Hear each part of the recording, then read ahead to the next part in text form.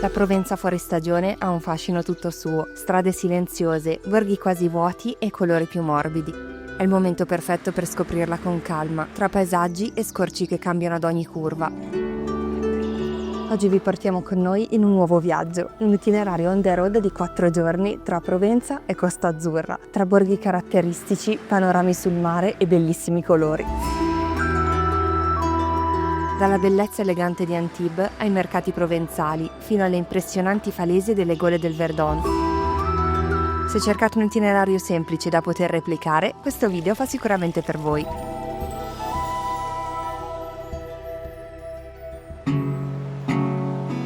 Per spezzare il viaggio verso la Francia ci fermiamo una mezza giornata a Diano Marina. Io c'ero già stata quando ero più piccola e non mi ricordavo fosse una cittadina così bella e curata.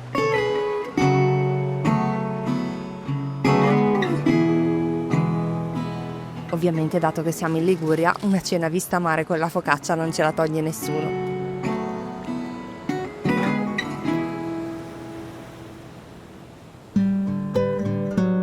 Durante la notte il tempo è cambiato drasticamente. Questa mattina, quando ci siamo svegliati a Diano Marina, c'era una pioggia torrenziale e un vento fortissimo. La nostra prima fermata avrebbe dovuto essere Es, volevamo andare a vedere il giardino botanico che c'è in cima al villaggio, ma ovviamente pioveva troppo e quindi abbiamo dovuto cancellare la tappa. Adesso invece siamo arrivati a Saint-Paul-de-Vence, il tempo è un po' meglio, non troppo, ma perlomeno non piove. Adesso andiamo a vedere il paese. A Es ci eravamo già stati qualche anno fa, per questo abbiamo rinunciato senza troppi rimpianti, ma voi segnatevelo perché è proprio stupendo. Non che Saint-Paul-de-Vence sia da meno. Arroccato su una montagna e circondato da mura fortificate, questo villaggio medievale interamente pedonale è diventato negli anni rifugio per artisti e ora, nonostante sia ormai molto più turistico di come era un tempo, i suoi stretti vicoli ospitano quasi esclusivamente botteghe artigiane e gallerie d'arte. Camminando lungo la Cinta dei Bastioni si ha una splendida vista panoramica sulle colline fino al Mediterraneo. Forse con il sole si sarebbe visto meglio. Dalle mura in fondo al paese, oltre al panorama, si vede anche il cimitero che ospita la tomba di Marc Chagall. Facciamo un altro giro tra le vie e un pranzo veloce con un panino, prima di salutare Saint Paul e guidare per una mezz'ora verso Antibes. Quando arriviamo in città, il tempo è migliorato per fortuna. Come prima cosa facciamo il check-in in hotel e lasciati gli zaini iniziamo a camminare in direzione mare.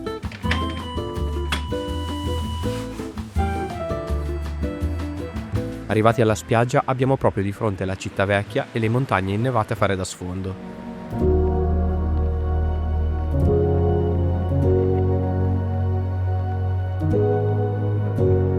La vieille Antibes è racchiusa da mura difensive che affacciano direttamente sul Mediterraneo, costruite e rafforzate nel XVI secolo.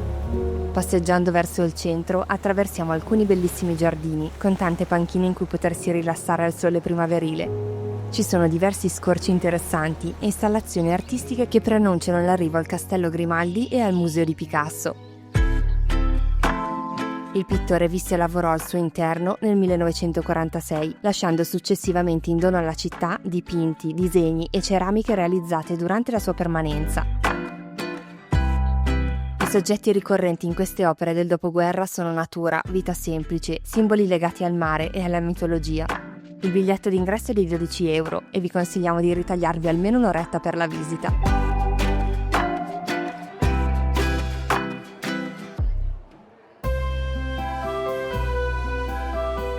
Mentre il sole scende, facciamo 2 passi nella piazza centrale e tra le vie.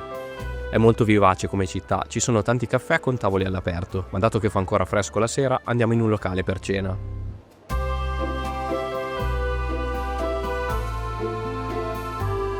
Abbiamo provato una galette provenzale, assomigliano alle più comuni crêpe, ma sono di grano saraceno. Anche l'insalata condita con la loro vinaigrette è fantastica.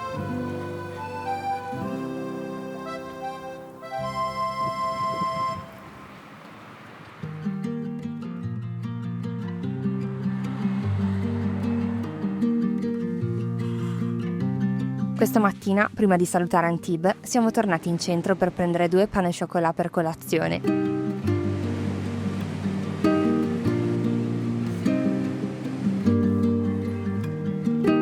Creano dipendenza e dobbiamo dirlo, questi sono i migliori che abbiamo mai mangiato. Ora ci aspettano 2 ore di auto fino a Aix-en-Provence, dove il giovedì si tiene uno dei mercati provenzali più grandi della regione.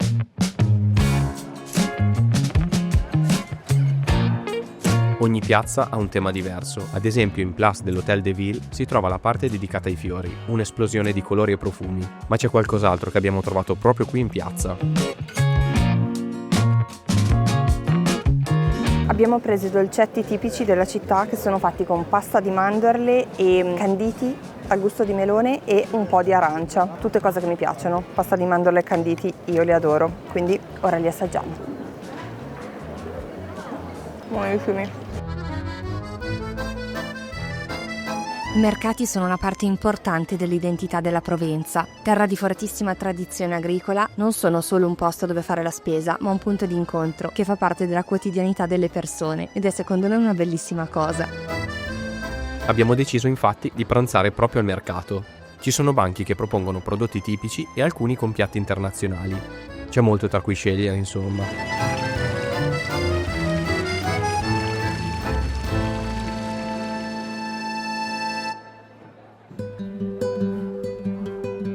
Dopo aver dato un'occhiata a vestiti e oggettistica, ci siamo lasciati alle spalle il mercato per visitare alcune vie del centro. Il Duomo è un mix di gotico, romanico e barocco ed è di quel colore tra il sabbia e l'ocra che caratterizza un po' tutti gli edifici storici. In generale la città ci ha dato davvero una bella sensazione, ci è sembrata allo stesso tempo elegante e rilassata. Dato che non ho ancora bevuto un caffè da questa mattina, quale scusa migliore per andare in una libreria che fa anche da bar? I ragazzi che ci lavorano sono fantastici e ho trovato anche un libro che cercavo, quindi meglio di così. Si chiama Book in Bar se volete segnarvela. Salutiamo a malincuore Aix-en-Provence. Questa è stata l'ultima città che abbiamo visitato nel viaggio. Ora si va verso la natura e i borghi. Stiamo guidando verso una delle zone più belle della Provenza, dove lavanda e vigne si incontrano, il Luberon. Quando vediamo la terra di fianco a noi diventare di color rosso, sappiamo di essere vicini alla destinazione.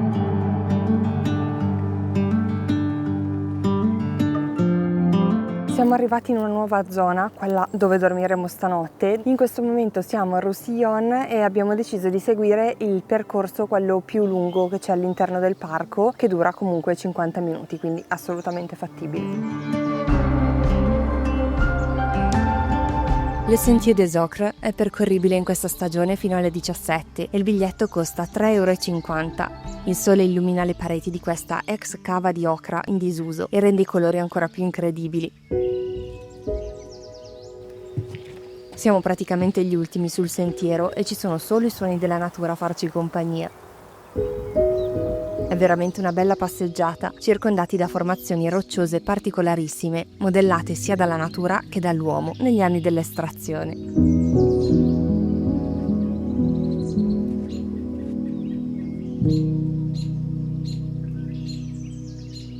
Non possiamo non fare un giro anche in paese a Roussillon, che per quanto piccolo è coloratissimo e ha alcuni scorci assolutamente da fotografare.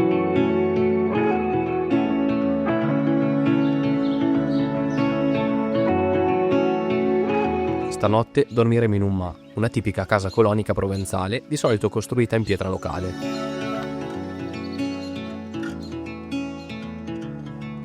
E dato che siamo in un posto così bello, ceniamo nella sala comune con la spesa fatta da poco al supermercato. Nel frattempo, che ne dite di lasciare mi piace al video o hype se lo state guardando dal telefono? Magari iscrivetevi al canale se non l'avete ancora fatto, ci aiuterebbe molto. Grazie.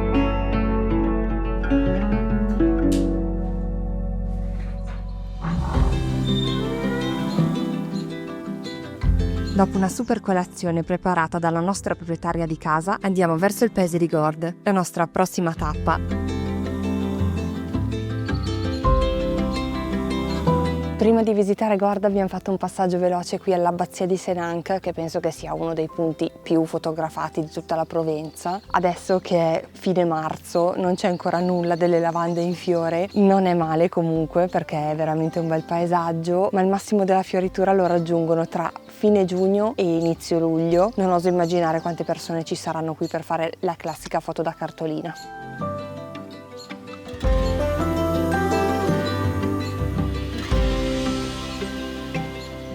10 minuti e siamo in paese.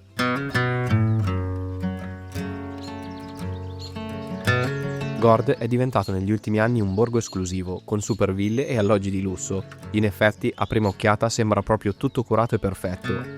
Qui è stato girato il film Un'ottima annata con Russell Crowe. L'avete visto? In questo periodo alcune attività sono ancora chiuse. La maggior parte apre per Pasqua e la vegetazione si deve ancora risvegliare. Il vantaggio però di visitare questi luoghi fuori stagione è che i borghi sono quasi deserti, c'è un'atmosfera completamente differente rispetto ai mesi estivi e i prezzi sono più bassi. Per noi i pro battono decisamente i contro. La panetteria per fortuna però era aperta. Da buoni hobbit abbiamo deciso di fare una seconda colazione ed è sempre il momento giusto in Francia per mangiare un bel pain au chocolat.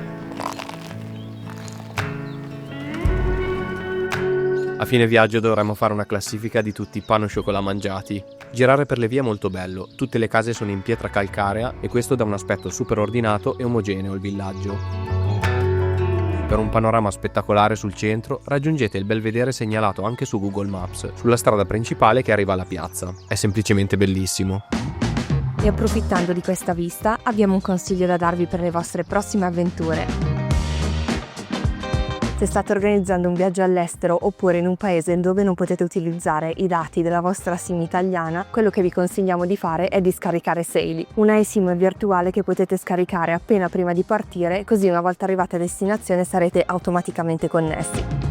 L'attivazione è super veloce e non serve cambiare fisicamente SIM, tutto avviene direttamente dall'app in pochi minuti. Inoltre potete anche condividere la connessione con altri dispositivi, con il computer ad esempio, super utile se lavorate in viaggio come noi. Tra l'altro tramite app potete tenere sotto controllo quanti giga state consumando, così eviterete sorprese e nel caso potete ricaricare al volo se vi serve più traffico. La cosa più comoda è che una volta scaricata l'app e attivata la prima eSIM non dovrete fare altre installazioni. Infatti sono disponibili più di 200 paesi e vi basterà acquistare il pacchetto dati della destinazione che state per visitare.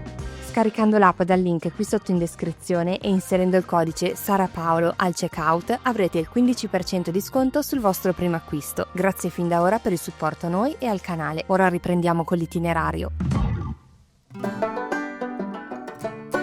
Per pranzo ci spostiamo a Seignon, un paesino molto piccolo, un tipico villaggio arroccato che sembra essere fermo nel tempo. Un solo bar aperto, qualche camminatore di passaggio e io e Sara. Una tranquillità indescrivibile. Abbiamo mangiato all'aperto perché con queste belle giornate sembra un peccato chiudersi da qualche parte. La piazzetta centrale è circondata da case con gli infissi colorati che la rendono carinissima. C'è una fontana al centro e sotto ad un arco una piccola libreria pubblica. Non sembra la descrizione di una scena di un libro, è un luogo davvero speciale.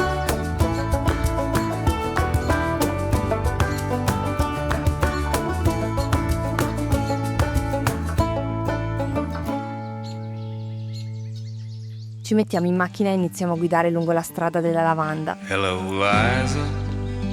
How do you do? Il tratto che attraversa Manosque è l'altopiano di Valensole. Ad un certo punto siamo completamente circondati dai filari che si estendono a perdita d'occhio sulle colline. Long time since you heard from me. I'm still kicking around here in Tennessee. Tutti vengono a vedere la fioritura delle lavande, noi in controtendenza veniamo a vedere le lavande secche. Però c'è di buono che non c'è in giro nessuno e abbiamo tutti i paesi per noi e anche sulle strade, questa è una delle più famose per vedere i campi di lavanda, praticamente non passa una macchina da mezz'ora, è veramente bello e rilassante. Non vi nascondiamo che la curiosità di vedere questo paesaggio completamente viola e con colori diversi è tanta. Nonostante l'esperienza fuori stagione sia super positiva per noi, chissà se riusciremo a tornare un giorno in piena fioritura.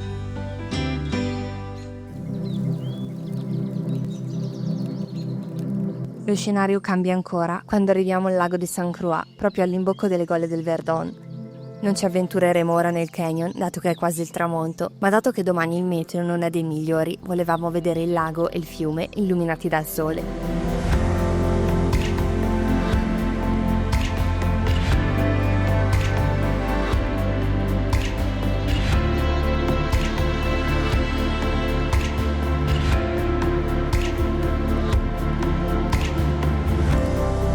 Torniamo indietro di pochi minuti, perché questa sera ci fermeremo a dormire a Moustiers-Saint-Marie, uno dei villaggi più belli di Francia.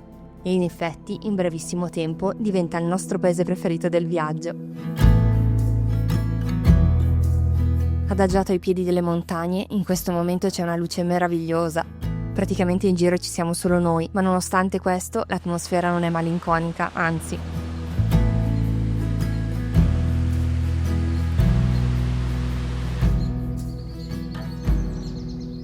Avete notato la stella appesa tra le montagne? Si trova lì da talmente tanto tempo che non se ne conosce nemmeno l'origine. È stata sostituita più volte negli anni, ma è diventata ormai il simbolo del paese.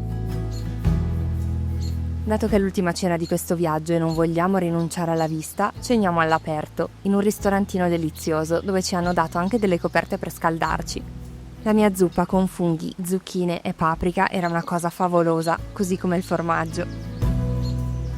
Quando ormai il cielo è diventato scuro e la stella in mezzo alle montagne è luminosa, andiamo a dormire. Domani ci aspetta un viaggio di rientro abbastanza lungo.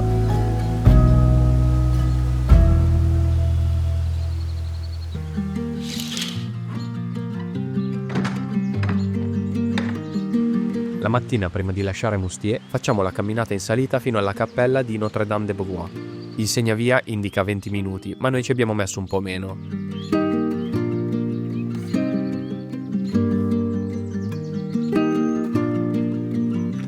Il panorama da quassù è splendido. Non sono ancora le 9 e la chiesetta è aperta, ma completamente al buio. Tornati in paese prendiamo la macchina per iniziare il nostro viaggio attraverso le Gorges du Verdon, che oltre ad essere uno degli ambienti più incredibili della Provenza è anche il canyon più grande d'Europa. Pareti verticali di roccia calcarea alte fino a 700 metri e sul fondo il fiume Verdon di un azzurro brillante. Sul lago, nella bella stagione, si può anche noleggiare il kayak o una piccola barca elettrica per esplorare la gola. Deve essere una bella esperienza.